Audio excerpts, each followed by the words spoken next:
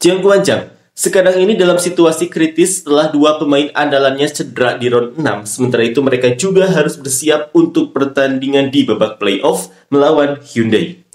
Adapun masa depan Mega di Korea juga masih abu-abu, entah itu akan tetap berlanjut atau mungkin akan pergi ke Liga Eropa. Kedua hal ini sekarang menjadi sorotan dari para fans Korea. Seperti inilah komentar fans Korea. Kenapa ada begitu banyak pendapat bahwa pemain Indonesia harus diganti? Para pemain Indonesia juga konsisten dalam hal serangan dan mencetak poin dibandingkan dengan pemain negara kita. Bukankah seharusnya pemain yang menyebabkan cedera pada pemain andalan tim lawan dilarang bermain selama masa rehabilitasi pemain yang cedera akibat kesalahannya? Aku pikir tidak seharusnya seseorang merasa senang setelah memenangkan pertandingan melawan tim lawan, padahal ia sendiri yang menyebabkan cedera karena kecerobohannya. Kekuatan tim lawan hancur dalam sekejap karena dirinya. Ada orang yang menyalahkan Jeong Da-bin atas cedera engine, tapi aku benar-benar tidak mengerti logikanya. Itu adalah kekalahan yang adil, sama seperti jika berdiri dengan satu kaki pasti akan terjatuh. Setiap kali Jeong Guanzhang bertemu dengan GS Caltex, mereka kehilangan satu pemain inti. Pada 22 Februari lalu, mereka kehilangan pemain inti Bukirik. Lalu pada 26 Februari, mereka kehilangan Park Eun-jin. Siapa lagi yang akan mereka kehilangan dalam pertandingan berikutnya melawan GS Caltex? Menjelang akhir musim, GS Caltex telah menjadi simbol kutukan bagi Jeong Guanzhang. Selain itu, pertandingan GS Caltex melawan Jeong Guanzhang pada tanggal 26 serta pertandingan Hipass melawan Hyundai pada tanggal 27 bukanlah pertandingan yang benar-benar dimenangkan oleh GS Caltex atau Hipass.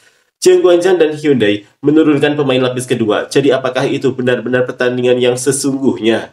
Cedera pemain adalah kecelakaan yang tidak diinginkan oleh siapapun. Pelatih Jeong Guanzhang, Ko Hee-jin, tidak seharusnya disalahkan atas kejadian ini. Dalam pertandingan olahraga profesional yang harus dimenangkan, seorang pelatih tidak bisa hanya bersikap lembut dan fasih.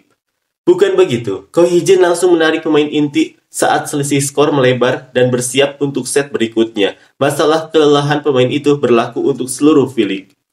Ko Hee-jin sangat bergantung pada pemain inti. Iya, jangan pernah menyalahkan pelatih. Apakah itu juga kesalahan pelatih lawan? Jangan melihatnya dengan prasangka.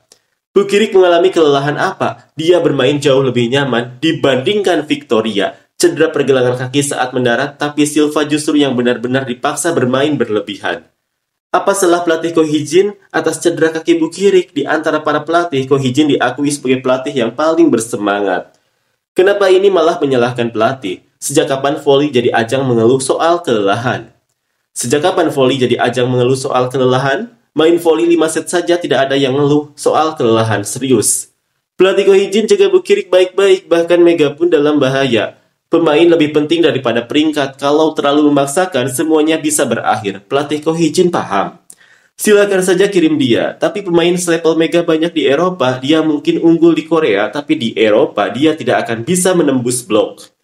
Secara objektif, Mega mungkin bisa bersaing di Korea, tapi sepertinya tidak akan berhasil di Eropa. Lebih menguntungkan baginya untuk tetap bermain di Korea dan menghasilkan uang. Untuk pemain voli wanita, gaji 200 juta won itu sudah sangat besar. Itu hanya mungkin di Korea. Kalau Mega pergi ke Eropa, dia paling hanya mendapat 70-80 juta won. Kalau gajinya lebih tinggi dari di Korea, pergi ke Eropa saat ada kesempatan mungkin lebih baik untuk Mega. Kalau tidak berhasil, dia selalu bisa kembali bermain di Asia. Meskipun Mega adalah pemain dari kawasan Asia, dia memang memiliki lompatan dan kekuatan yang baik serta bermain dengan baik. Tapi di Eropa, ada banyak opposite hitter yang lebih tinggi darinya dengan kemampuan bertahan dan blok yang lebih baik. Gajinya memang agak disayangkan. Pemain asing biasa mulai dari $300.000, sedangkan kuota Asia hanya $100.000. Sepertinya perlu ada perbaikan soal ini. Apakah Mega tidak bisa ikut tryout sebagai pemain asing biasa, bukan sebagai kuota Asia? Karena pemain kuota Asia tampil baik, masalah dalam sistem ini mulai terlihat. Untuk pemain selevel Mega, batas gaji kuota Asia saat ini hampir seperti kontrak perbudakan.